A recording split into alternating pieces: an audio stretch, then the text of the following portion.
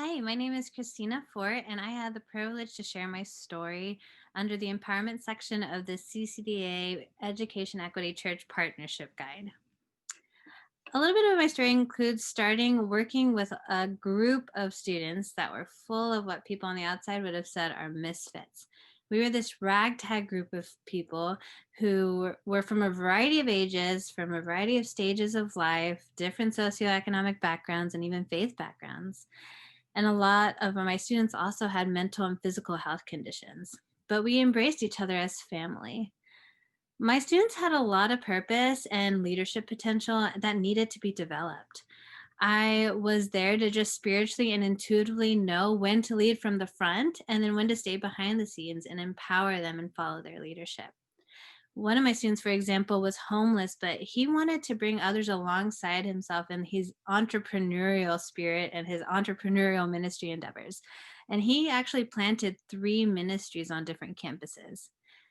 Actually, we butted heads a lot just because he was so structurally minded and like wanted to implement structures fast. And I was a lot more relationally minded and I wanted to walk alongside people and move slower. But one day we sat together and we shared our common goals and our values. We prayed and then we fought a little and then we made a plan that incorporated both of our giftings. He had the passion and he had the raw gifts, and he just needed me to help support by advocating on his behalf and focusing his vision to strategically use his gifts.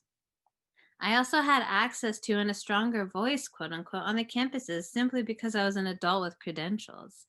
I used those networks to help him gain access to new campuses in the area so he could lead. And once he had the access, I was able to step aside and just watch his beautiful leadership unfold. And he was able to use his voice in ways that I couldn't use my voice.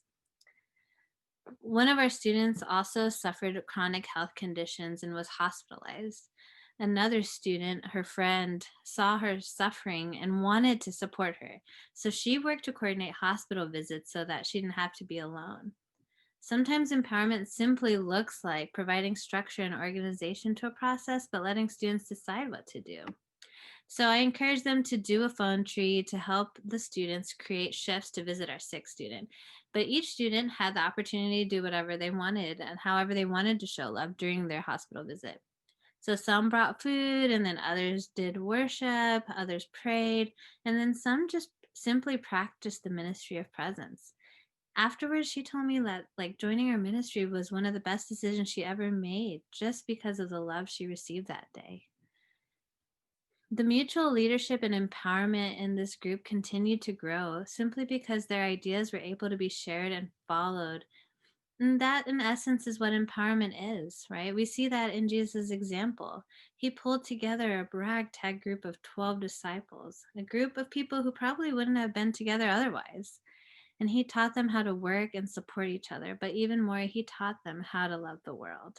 And we find hope in that today.